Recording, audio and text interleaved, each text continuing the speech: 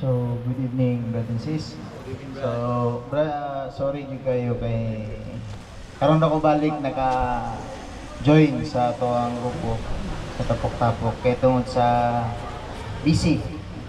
Then, kailangan magkayo kay tungod sa duha na ako ang piso.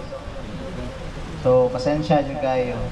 So, Alparo, dahil kong Survivor 2017 under kay Sisbing nga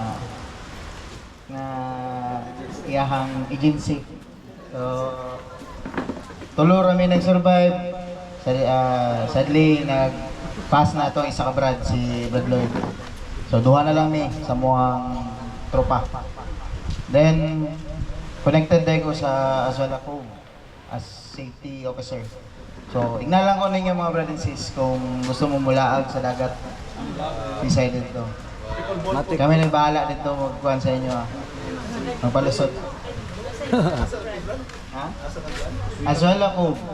Ganing kay Ayala na Alcantara.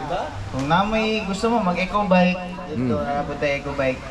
Gusto mo maglaag sa mga kuhan dito sa dagat, seaside. So, ignalan ko ninyo para papaprayo tamo. Yeah. Oh, tumat. Na lang mga brad. Thank you.